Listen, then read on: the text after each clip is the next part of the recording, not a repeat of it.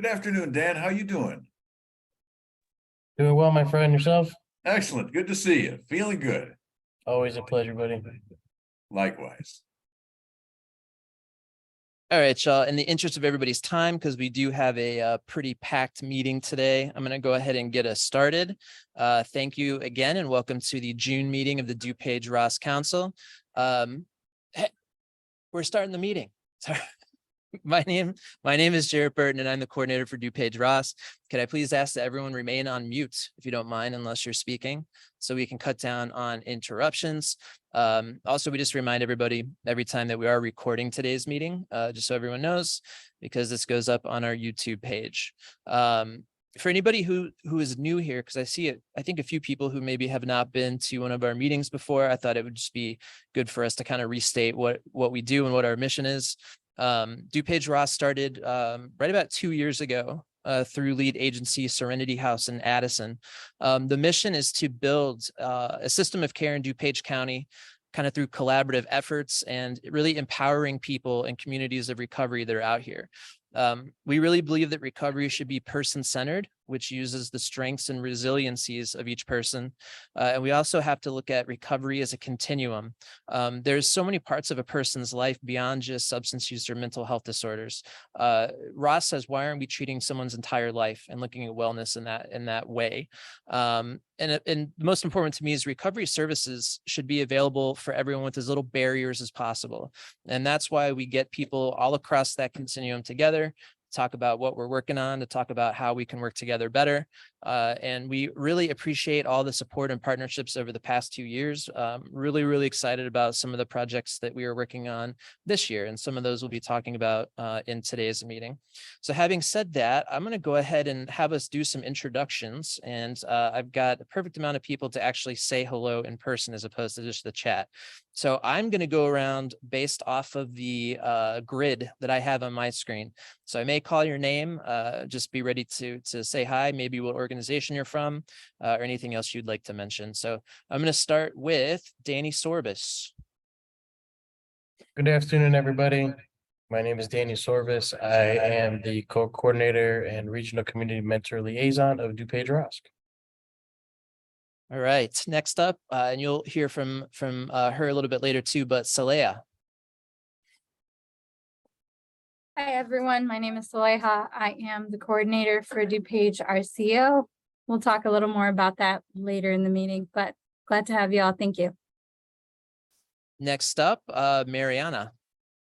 Hi, everyone. My name is Mariana Prokop, and I'm a housing provider at Evergreen House Foundation, which is a new home in Carroll Stream, still furnishing it. So Jared had mentioned that I will have an opportunity to talk a little bit more about that later. So I'm excited. Thank you.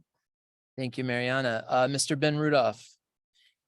Good afternoon, everybody. My name is Ben Rudolph, and I am the Region 2 ROSC Technical Assistant.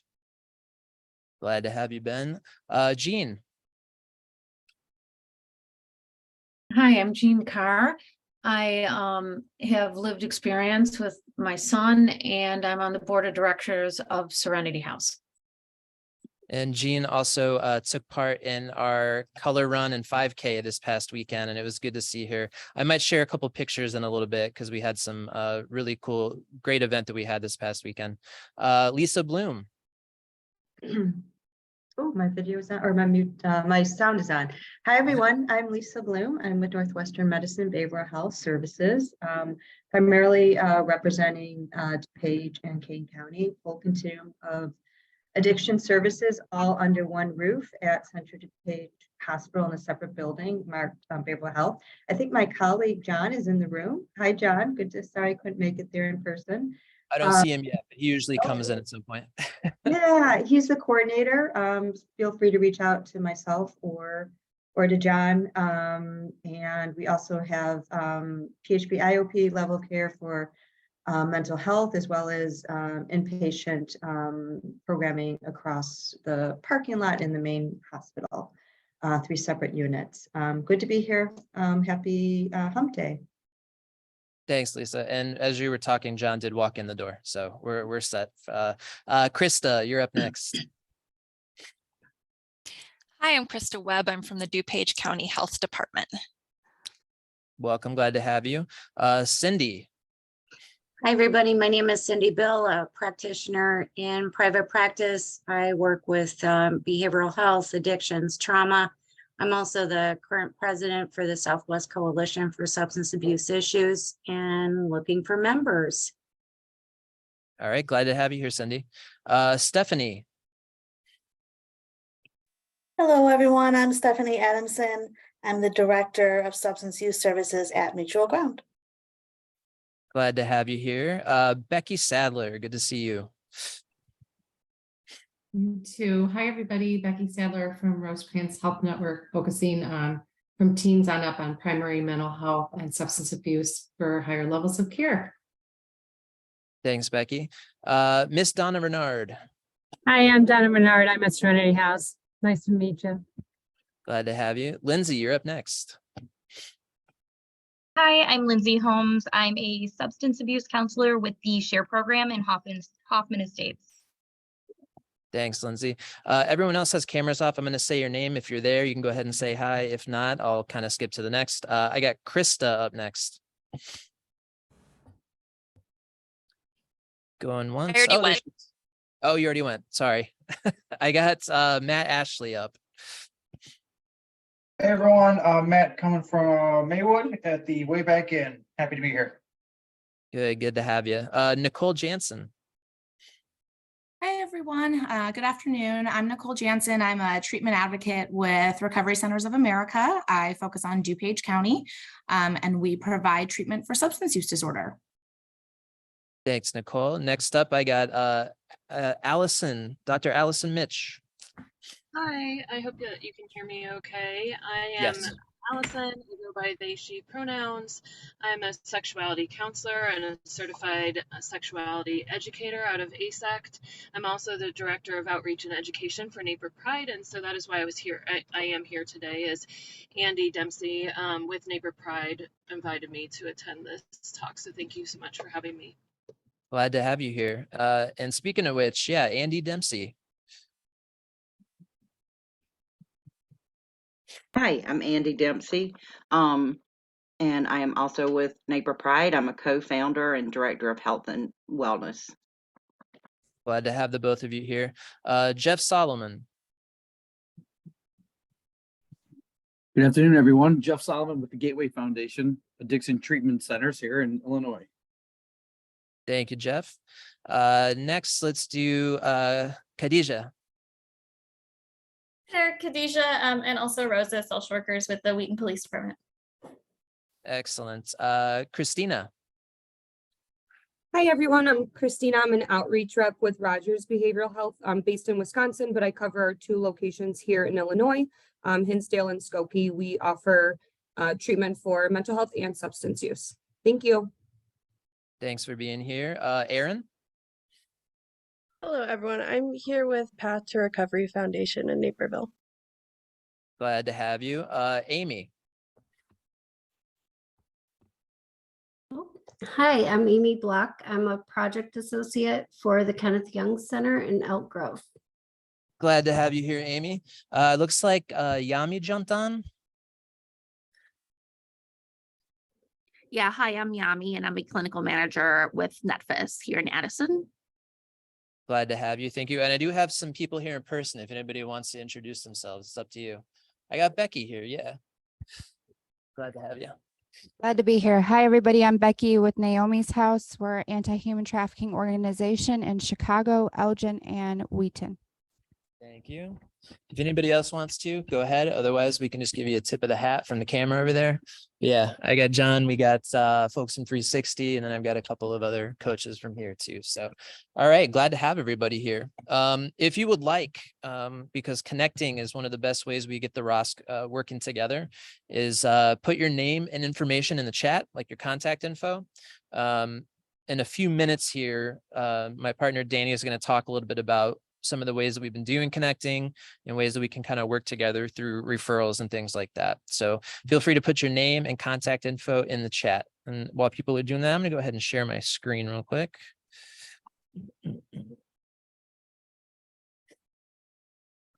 All right. So real quick, just go over the kind of agenda for today. We're going to do a quick preview of some upcoming meetings and trainings that are going on through both the ROSC and the RCO. Danny's going to go over the WhatsApp referral group update for this month. And then, yeah, we're going to have Ann Dempsey and Dr. Allison Mitch from NAPER Pride talk a bit about their program. Then we've got Mariana, who we just said, if you were at the start of the meeting, kind of heard me mention it, is founding a women's sober living home out here in DuPage County. So we're glad to have her here to talk a little bit about her inspiration and about the house itself and how to get involved in that. Then we usually leave time for other organizational updates if people have got projects or new programs that are working on, kind of keep us updated. And then Saleha will take the last bit there to talk a little bit more about the DuPage RCO and how that's going to work. I'm going to go ahead and mention a few things here. The next few meetings, we're kind of booked up through the summer here. So these are for the ROSC Council presentations for the rest of the summer. In July, we get the good folks from Greater Family Health to talk a bit about MAR services that are available. In August, it's Overdose Awareness Month. We'll be talking all about that. And hopefully we have a really, really good guest plan for that. I just can't confirm it totally yet, but that'll be OD Awareness Month. And then September 13th, we got Greg Sikowski, who's from the DEA. He does a really, really good presentation on counterfeit pills and fentanyl. So those are the presentations for the rest of the summer. If anyone's interested in presenting in one of our meetings, you can let me know. Pretty open to people pitching things they want to talk about, as long as it's relevant to substance use and mental health in the DuPage and surrounding areas. You can just let me know and we'll talk about it. An event coming up. This one's pretty cool. So this is next Friday. So Friday, June 23rd. We partnered up with the Conservation Foundation and their Nature RX program. And a few months ago, we did this. We did a test run of this. And I think I showed some pictures from it. But we were having a nature therapy walk and forest bathing experience. Like I said, a few of us went out and did this. It was amazingly therapeutic. That's what I can say. It's a couple of hours in some pretty cool DuPage parks and forest preserves. We're going to be doing this at Churchill Woods, which is over here in Lombard, from 2 to 4 p.m. on Friday, June 23rd. It's open. If you're interested in doing it, or maybe if you work with clientele who would be open to doing something like this, I am just asking for RSVP, so that way I can kind of do a head count. So I'm going to send this info out again when I do a follow-up email. But if this is something you might be interested in, I highly recommend it. Very, very holistic experience, very therapeutic. So that's next Friday. Also, the next DuPage ROSC presentation series is next week, Wednesday, June 21st. Me and Steve Stefani from Hope for Healing are going to be talking about harm reduction. And that'll be almost like a 101, but we'll also be digging deeper into some of the stuff that's going on with harm reduction, not only in the state, but also in our areas. And that is always changing. And there's a lot to learn from these presentations. So if you can join us Wednesday, June 21st at 10 a.m. Also, this is the last week of the DuPage ROSC diaper drive. So we've been collecting diapers and baby wipes for the Teen Parent Connection. They have let us know that sizes 4, 5, and 6 are the most needed, but any type of donation would be fantastic. And those of you who've donated so far have done an amazing job. And as always, when we make these donation drop-offs, we've got a lot of stuff to offer them. And this will be the last drive through the summer. We're not going to do anything again until probably September or October. So if you would like to donate some diapers to us, you can always drop them off at Serenity House, or you can contact me through my email, through the chat, and we can make some kind of arrangement where we can come in and pick them up from you. But thank you again to everybody who's donated so far. Next week is also the monthly DuPage RCO virtual Narcan training. So the easy way to remember this is third Thursday of every month at 3:30. There's a lot of T's. Third Thursday of every month at 3:30, we do this standing virtual Narcan training. This is good if you know nothing about Narcan, and it's also good to brush up because we talk about some of the trends that are going on. Like I said, this stuff is always changing, so we try to keep it current of what's going on in DuPage County. And you might ask, how are you supposed to get Narcan through virtual training? Easy. You contact us and we will work out a way to get you that Narcan. But yeah, feel free to show up to that, pass this around, anything you want. Last thing, and then we'll be done with the housekeeping. We are still taking applications for this recovery corps position. We talked about this the past meeting. AmeriCorps has a subset called the Recovery Corps, which helps people get started on their journey working in substance use and mental health. They are hiring a couple of positions for here at the Serenity House lead agency, but also DuPage ROSC and RCO. I've been kind of hammering this in my communications and emails, but I just wanted to put this up here one more time just to kind of give everybody a reminder. There's a project coordinator position. And then in addition to that, there is a recovery navigator position. There's a lot of perks for this. In addition to all the free training they give you to get certified, there's also stipends as well as assistance. So federal student loan, benefits, childcare assistance. They do offer a lot of perks for doing that. So if you're interested in more, you can reach out to me directly, or you can go to recoverycorps.us. All right, I'm going to kick it over. And I didn't forget him this time. Last month, I totally forgot him. I blew past him, but this time I didn't. I'm going to turn over to my colleague, Danny Sorbis, who's been running our ROSC WhatsApp referral group. And I'll kind of let you know what's been going on. And then also how to sign up if you're interested. So Danny, go ahead. Thank you, Jared. Good afternoon, everyone. So our team now has 39 members. So we're continuing to grow. It's been awesome. We've been joined by members of Heart Life Ministries, Recovery, and 101 Ways. Over the last month, we received referrals for detox and residential treatment for SUD, inpatient treatment, outpatient gambling addiction, and group support groups. So as always, I wanted to share a couple examples of referrals that we received over the last month.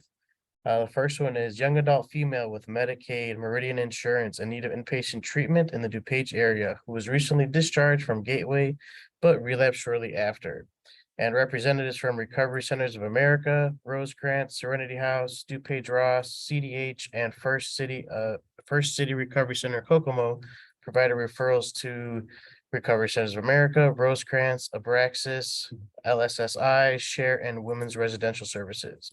Next, we have an intoxicated adult male with state insurance in need of detox.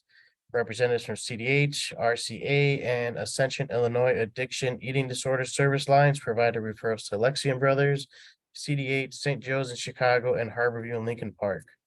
So we work very well together. Again, there's 39 people on there. We're continuing to grow. Anybody at any time can help provide referrals. And I'm going to put in the chat my email. So if you're interested in joining, please feel free to email me. I will email you back with detailed instructions and can go from there. All right, thanks, Danny. And the reason we usually give examples of some of the things that are coming up is because of how different some of these referral questions are. And one of the main, reasons that the ROSC was started and one of the missions was to kind of catch people who are falling through the gaps. And I really feel like we've been able to do some good work with that. So if you're interested, please sign up because I think it's doing a lot of good. So thank you to those who are doing pretty amazing work on there. Okay, so housekeeping is out of the way. Like I said earlier, we do kind of have a packed meeting. I want to make sure that we have time for everybody and we're cognizant of your time. So as you may know, June is Pride Month, and we at ROSC want to make sure that we are spotlighting people and organizations that are working in that sphere, and not just this month, but every month. Our members were recently at the Naper Pride Health and Wellness Fair in Naperville, and we're amazed at the amount of people and organizations that showed up to support that community. And we know this from being in the field that LGBTQIA plus folks oftentimes do have higher rates of substance use and mental health disorders. There really is such a need for specialized services and meet them where they're at. And as someone who grew up in Naperville myself, I'm thrilled that there are organizations like Naper Pride, between them and our friends at 360 Youth Services in Naperville, they're doing the work out there. So it's really inspiring to see. So we're really happy to have with us to chat about their organization and their programs. We have Ann Dempsey, who's the co-founder and director of health and wellness, as well as Dr. Allison Mitch, who's the director of education and outreach at Naper Pride. So I'm going to turn it over to Ann Dempsey. I'll let you start, and then we can hear from Dr. Allison after that. So Ann, it's all yours. Good afternoon. I am so glad to be working with you guys.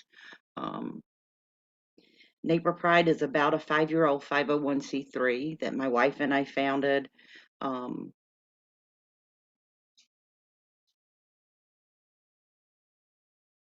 Our main goal, I guess, is to advocate for the equal treatment of people of all gender expressions and sexual orientations.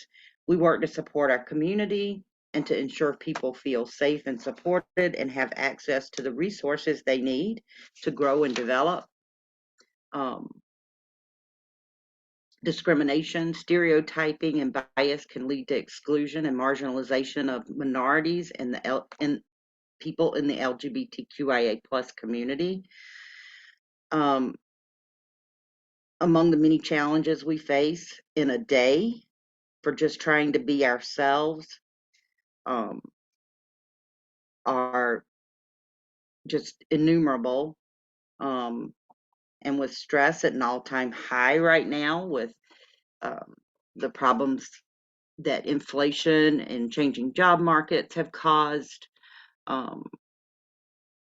we just see it really ramping up, in particular due to the political arena, which are actively outlawing our existence. It's really, really hard.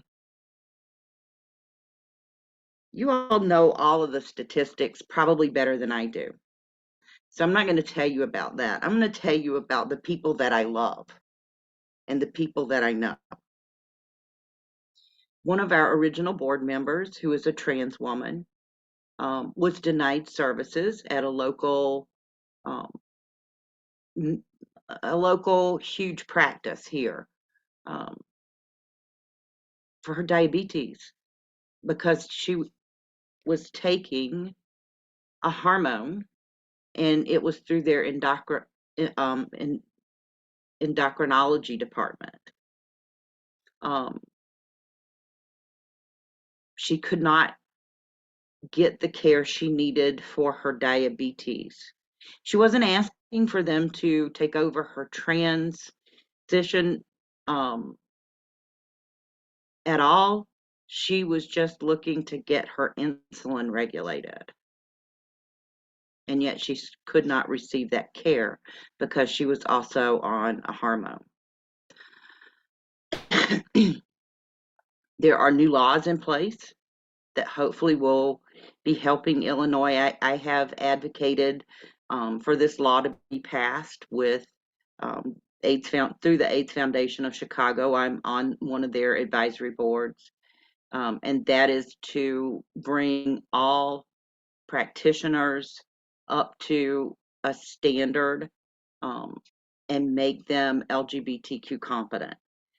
I'm really hopeful that people will take advantage of becoming LGBTQ competent in both the medical and psychological and all the well-being areas that you can think of.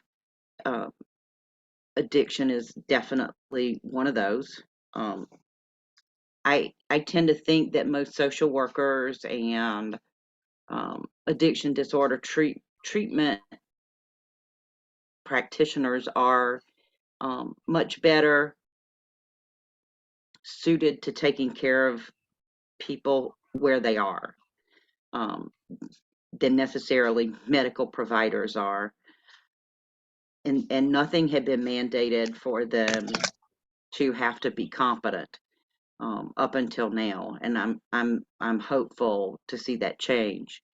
We also had students reach out to us at one of the local schools. There was a single-use bathroom facility assigned to, for people who had, who were not identifying with the gender they were assigned at birth.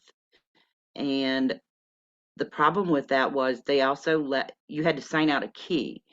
And they left the book open in the hallway for everybody to see. You had to sign this key out to use that restroom.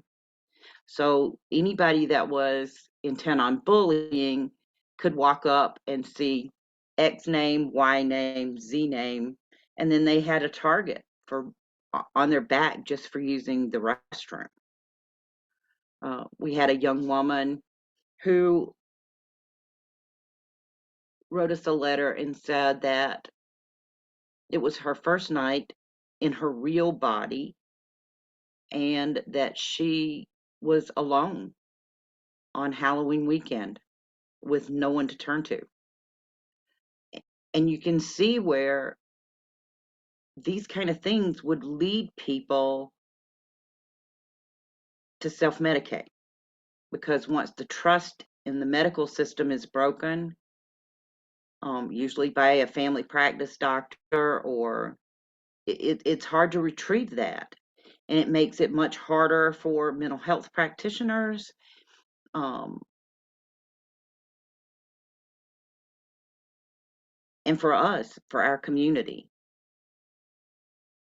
And when you learn you can't trust the doctor that you've been seeing since you were 15 or 16 years old to take care of you, when you learn that sometimes you can't trust your parents to take care of you, when you learn that your community won't take care of you, not the LGBTQ community, but the community, say you live in Peoria, and that community, you've lived there your whole life, and you can't trust the lawmakers, you can't trust the community leaders. I can see why people self-medicate. And it turns into a very downward spiral from there. And what we hope is that by working with people like ROSC, we can get better educated. We can bring this back to our community. And I'm going to let Allison talk to you about our peer support groups and where we're going with that. And hopefully this can all be a good forward progress for everyone. Yeah, thank you. And yeah, Dr. Allison, if you want to mention some of the programs that are going on as far as the stuff, and then at the end, I definitely have some questions too. I want to see if anybody else has questions about, maybe the history of the program, or the services too. So I'm going to leave it back to the doc. Yeah, and I should mention that I am a physical therapy doctor, so I'm not a mental health provider. And I got into sexuality counseling and education because I worked primarily with people with significant disabilities, and the medical system would silence or shame conversations around sexuality. And then I realized, wow, everybody can use this. And so I'm also a queer identified individual in terms of orientation and sexuality. And I moved to Naperville in 2017. I didn't find Naper Pride until I think 2021 when I went to their first Pride Fest. And ever since then, I figured out I kind of weaseled my way into into volunteering and fell in love with everybody there. And I've done healing circles and other things. And so between the sexuality education training and the counseling training, as well as my ability to hold a safe space and build those containers, I started to facilitate peer groups. One, because they needed that assistance with Naper Pride, and two, it aligned with my professional strengths anyway. And so what we do, we started out as twice a month, and now we're 3 times a month. Once a month, we have a peer group called Queer Brilliance, which is open to all LGBTQIA+ folk. And then we have 2 peer groups, another peer group that meets twice a month. So that's for a total of 3 peer groups a month. And the other one is for trans and gender nonconforming folk, and to emphasize euphoria and thriving. And so to have those conversations, because I think so often in media and just in private conversations, it's easy to fall into that negativity bias in terms of how hard life is. And so creating spaces of positivity. And yes, so to Andy's point, there is a lot of folks that are on some kind of sobriety journey, whether, it's in and out or whatever, but they do self-medicate in part because it's a systems problem, right? We are marginalized identities. We have minority stress, whether that's discrimination, job instability, financial instability, problems at home, just lack of community support. We also have to be aware of everybody else's viewpoint viewpoint, those closer or more proximate to privilege. So that whole standpoint theory, for those in the mental health that might be familiar, we have to be aware of everybody else and code switch. And it's a lot. It is a lot. And to explain yourself or not be believed around your identity or your needs and that kind of thing. And so there is a significant gap in care. There are significant needs in the community. And like I said from the beginning, I'm not a mental health provider, but these peer groups allow me to create safe spaces, whatever that means, quote unquote, safe spaces, so that people can build community, have their voices heard, connect with resources, connect with other ideas. So I show up there as a peer, but with the background in my pocket if needed for sexuality education and counseling, where I can offer up resources. And I'm so excited that you all are in existence. I apologize for my ignorance that, I'm just now being exposed to this, but I'm just really thankful you're here. And I'm looking forward to, facilitating or easing people into your program as needed. So thank you so much for having me. And thank you, Andy, for that fabulous background for everybody here. Yeah, absolutely. I do have a couple of questions, and then I'm going to see if anybody else has anything to ask. How have you two seen, maybe over the past few years, things change? I mean, I want to look at it from both a positive, and then maybe what are some of the challenges that have changed over the past few years. So how are things gotten better? And then, where can we still do a lot of work in this area? Well, some of the positives that I see,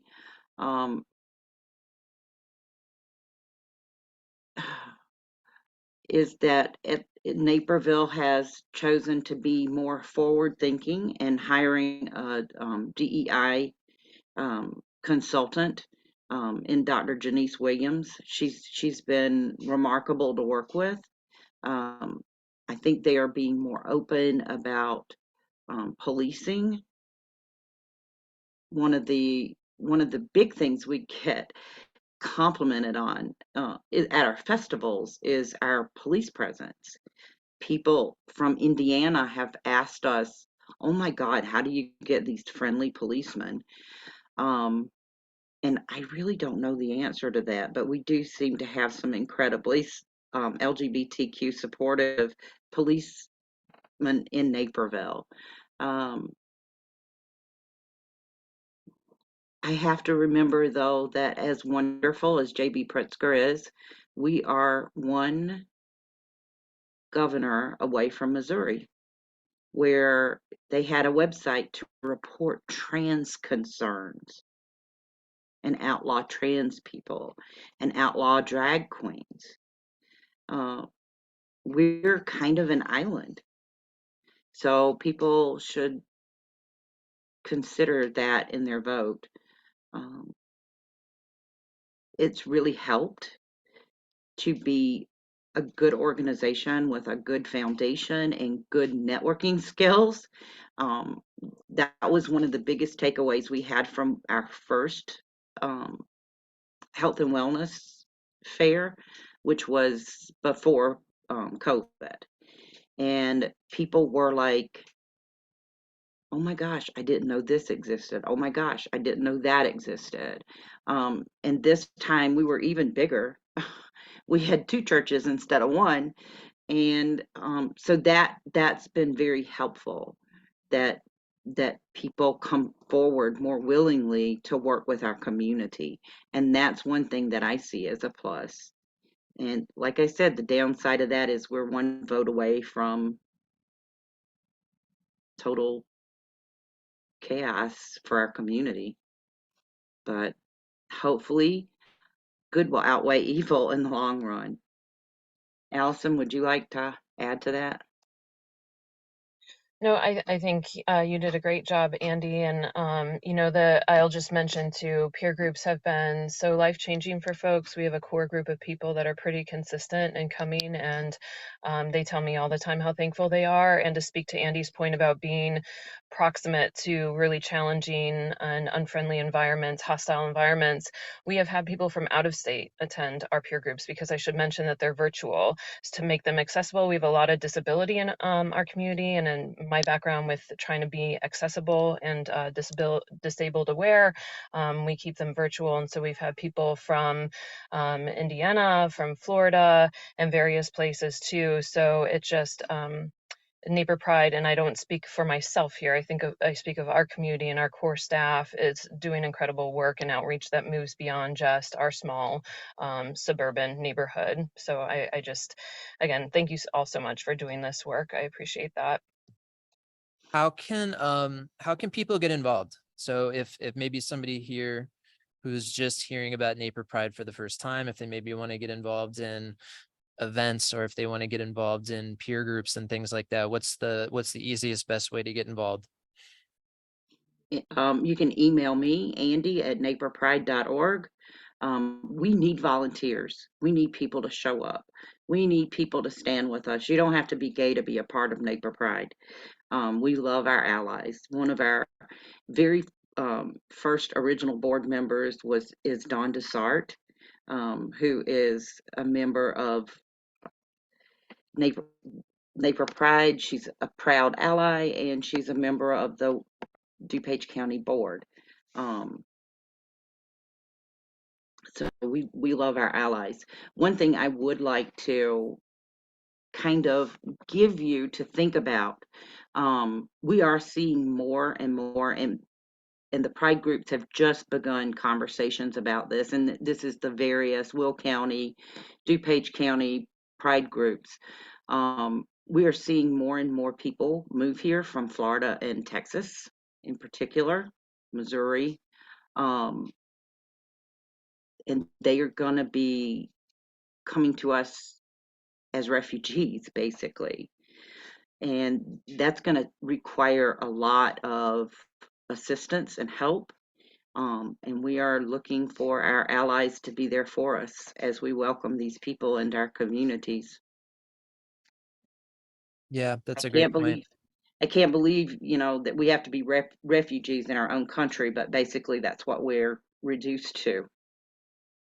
Yeah.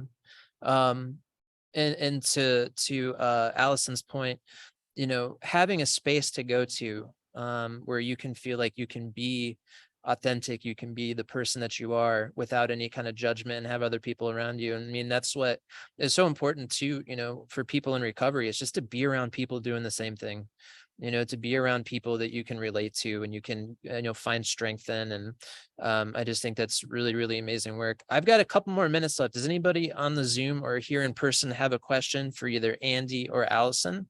If so, you can either raise your little digital hand, or you can just jump in, or you can flag me down and I can let you on.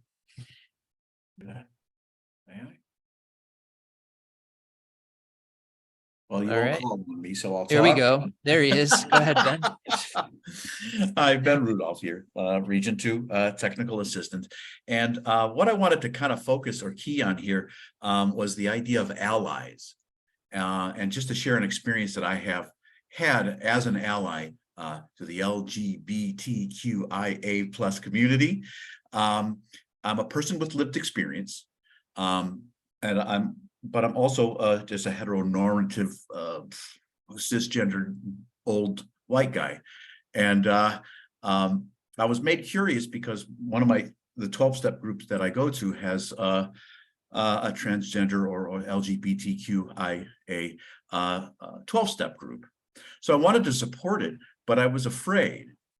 And I'm not sure what I was afraid of, but I was worried that I'd be excluded or be told at the door, we don't really want your type here. It was a kind of a flip around experience. But I just want to say, if anybody's curious or wants to support this community, at least I'm living in Peoria and I go to these meetings now once a week, and they're wonderful meetings. I felt very welcome, just very happy to be there and to support these folks. I think it's important for those of us who don't, at least for me, to just be supportive of these human beings and to be understanding and cognizant of the stuff that folks go through who are part of this group, and to be supportive and an ally, and to just, I don't know, be a part of the family. That's all I wanted to share, because it was just a wonderful experience, and I'm not afraid anymore. Thank you, Ben. Thank you for sharing that. Anyone else have a question or comment? All right. Well, as Andy said, if anybody has any follow-up, they can go to naperpride.org and find out about events and anything else going on with the group. I want to thank you both for showing up. Thank you so much. Anything we can do through individuals or as a group, you just let us know, and we'd be happy to advocate and show up. Right. And that's what it's about, is showing up. So thank you to very, very deeply for coming and talking to us. I want to move to the other side of DuPage County now. So we're going from Naperville over to Carroll Stream, which is on the other side. That's up by us where we're at. And if you know me at all, which most of you do at this point, you've heard me rant at some point about the need for more sober living houses in DuPage County. That's both anecdotally from someone that's lived in sober living and been around the environment, but also through doing assessments and things. We did a community needs assessment last year. And, you know, I bring up this number a lot. We have almost 1 million people in DuPage County, right? It's 900 and some change. We have, 20 or less sober living homes. The need is just, the demand is huge, and we just don't have enough of them. And so anytime I hear about someone opening up a new home or organization that's expanding into DuPage, I get excited, because it's a huge need out here. So, a couple of months back, I got an email from our friend Bruce Seawick at COD, who's presented for us before, and he was looking to hook me up with Mariana, I'm going to introduce in a second, who is looking to start a sober living home for women, specifically in Carroll Stream. And from talking to her a couple different times now, she's very enthusiastic and optimistic about the project, and it's finally coming to fruition. And so I really wanted to have her come and talk to us for a few minutes, kind of about the inspiration and the journey of getting this house up and running, but then also to let everybody know that it's there, and to find some ways to work together to get some women in the house who need it. So Mariana, I'm gonna pass it over to you. I'm also gonna share, I'm gonna have the website up on the screen too, so we can have some visuals. So you can take it away. Thank you so much. Thank you for this opportunity to giving me this opportunity to connect and to introduce Evergreen House.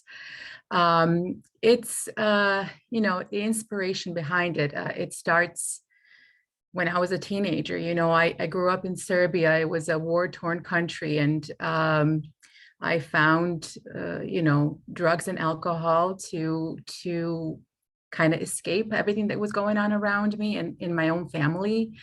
But a few years down the road, when I was 19, I found myself in the United States. There was an opportunity to come here, and I did, but I came by myself. So I quickly kind of went into the old ways of partying and drug use, and that had set me back quite a lot. And then I stopped. I hit rock bottom, and then I stopped using drugs. But being so unaware of what the resources were available to me, I went on from one addiction to another addiction to another addiction for many, many, many years down the road. I succeeded. I was a successful restaurant manager, and I accomplished, I got married and I had a family. I have a family. But in 2017, I had took part in a retreat that completely shifted my life around. And that's when I kind of started actually sobering up, actually being self-aware of who I am, who I was, what my trauma was from the childhood that was causing all of my addictions. So ever since then, I have been just so enthusiastic about learning about human services. And I was just drawn to this field. For some reason, I didn't know why, but I do know why. I have 2 young boys, and I really want to just for them to stay on the right path and to give them the best life they can get, you know. So I'm so fortunate to have spent last 10 years at home with my two children as a stay-at-home mom. And my previous working years were in restaurant management, and I was just drained by servicing people in the restaurant. So I just wanted to have a shift in a career, and sober living kept popping up, and I kind of, you know, was pushing the idea back, and then it just kept on coming back to me. And then in 2021, I decided to attend a conference in Virginia, a NAR conference, a National Alliance of Recovery Residences.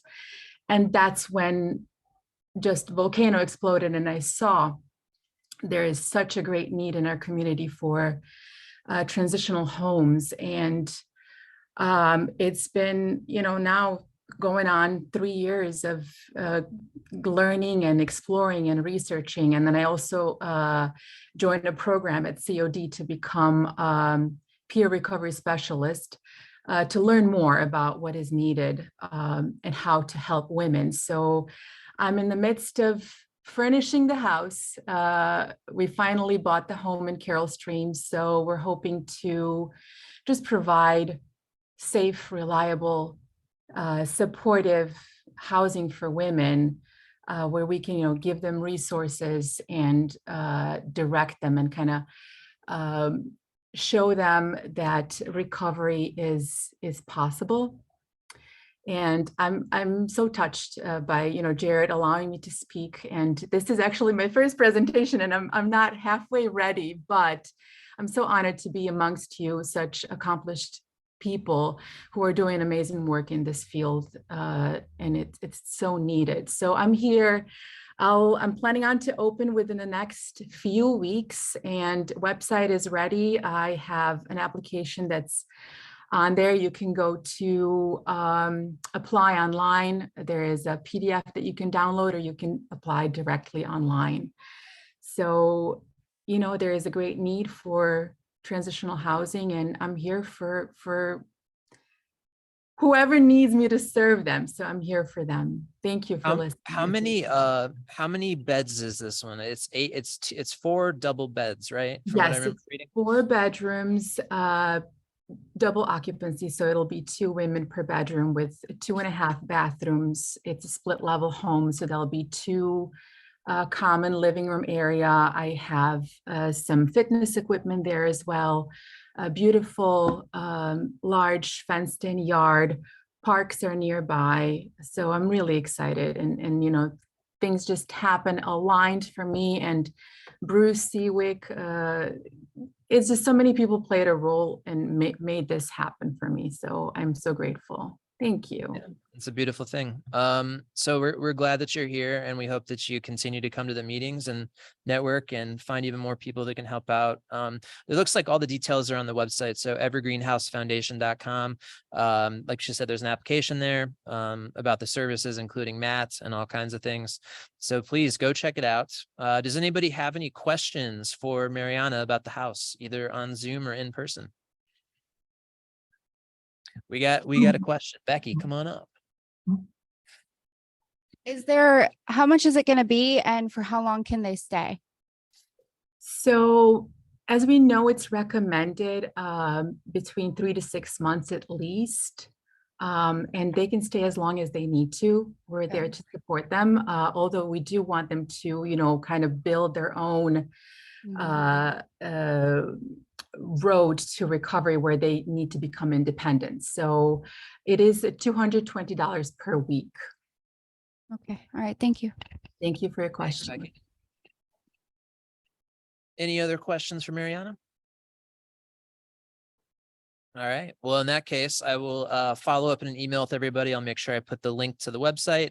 And please, if you know anybody who's looking for women's sober living, this looks like a beautiful house. So we're glad you're here, Mariana. Thank you again. And we wish you nothing but the best of luck in Evergreen House. Awesome. Thanks a lot.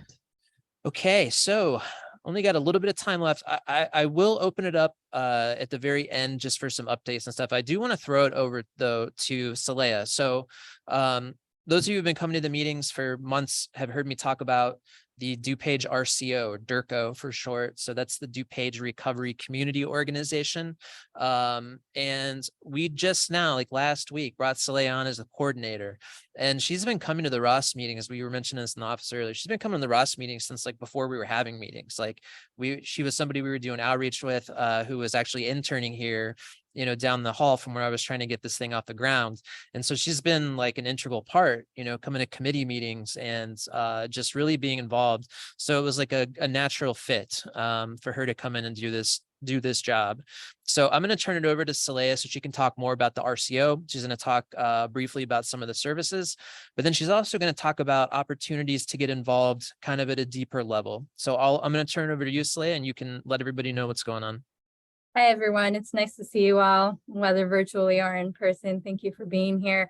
I'm going to talk to you guys a little bit about RCO and what some of our long-term goals are, and just what are some things we'll be working on in the near future.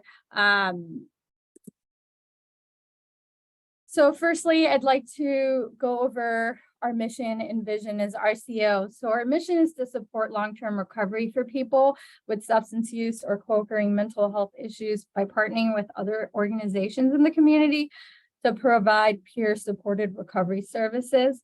So I'll be working really side by side with Jarrett and ROSC in doing some of the similar works in the recovery community. But my main goal would be to build relationships with other organizations, because that will help us to steer in the direction forward. Our vision is to be partner of the recovery movement by engaging, educating, empowering individuals, families, and communities to work on eliminating the stigma of behavioral health, represent the voice of recovery, and to promote recovery-oriented communities. Some ways we will be working on this would be, in the future, we want to focus on prevention education in schools. So assessing the need for prevention education depending on what the school needs are, building relationships with those schools and reaching out to schools within a countywide, within DuPage County to figure out what their needs are and how we can be of help. Also finding sites for Narcan vending machines and boxes. Jarrett's done a wonderful job thus far, but RCO will be kind of taking over that part in assessing high-risk neighborhoods and areas for need of Narcan accessibility. We're also going to be expanding the variety of recovery program meetings, such as Smart Recovery, Grief and Loss, and other non-traditional recovery support within DuPage County. We're also going to be working on providing safe, sober public events for people that are in recovery. This would mean just organizing sober events that can provide a way for others in recovery to connect and build relationships through recreational activities and just participating in some sober fun activities. And then also peer recovery support services. These are going to be free of charge. So anyone looking for peer recovery support services can feel free to reach out and get in touch with me. I'll have my information at the last slide for you all. One way to get involved is to come serve on our board. We do have a web page up and running, so feel free to go visit there. But here's a QR code for those of you that are joining virtually. Feel free to take a screenshot or a picture, but come join our board. Our board will be working on kind of steering the direction of RCO moving forward and helping us reach some of those goals that we stated earlier. And then some upcoming dates. So the virtual Narcan training, which Jarrett had mentioned earlier, will be tomorrow at 3:30 p.m.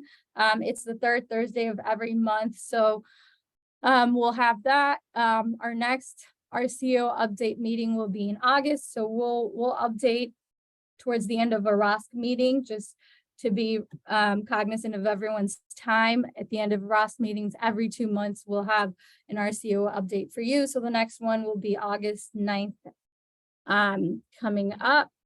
And then here is my contact information. Feel free to reach out, email me, call me, even if it's just a chat or a talk or introduce yourself, please feel free to reach out. I know Jared had mentioned, Jared and Danny both mentioned how well our referral service, like the line, the WhatsApp group is doing. And it's through connections and knowing each other that we can serve our communities the best. And so feel free to reach out. Thank you. Thanks, Leah. I just want to follow up on the board thing. So, you know, the ROSC is a council. So as a council, we kind of make some decisions on things and I get input from a lot of people. RCO is going to work similar, but the board is going to be almost like oversight, right? And the whole point of that board is to get people with lived experience on. And I've said this about ROSC numerous times, and RCO is going to be the same thing. If these are programs for people in recovery from substance use or mental health disorders, I need those people a part of it so they can have a say in these programs that go on for them. And that's why it's so important to get people with lived experience on that board. Please check out that questionnaire. Slay, can you back it up to the QR code one more time? I just want to leave that back on the screen just for about another 15, 20 seconds in case anybody wanted to take a screenshot of it. But it's just a real light questionnaire just to gauge people's interest. And then, yeah, we'll get in touch with you. So yeah, glad to have you, Slaya. Also, feel free to reach out to anybody that you might know that would be a good fit for the board too. Pass this along, get it to them, and yeah, have them fill it out so we can hear from them. Thank you. All right. Thanks, Leah. With the little bit of time we have left, are there any organizational updates? What do you guys got as far as programs, events, needs, chances for collaboration? Whoever wants to jump on, feel free. I see Becky unmuted. I did. Just ready Go to ahead. announce Rosecrans. We are hiring like anybody else. We are looking for a CADC to run our teen adolescent program in Warrenville. And then also at most of our locations for our Rosecrans therapy lines, we are looking for licensed professionals to do primary therapy. If you have more questions, I'm in the chat, but the benefits are awesome. Thank you, Becky. Anybody else on the Zoom? All right. How about anybody in the room? I got some. Come on down.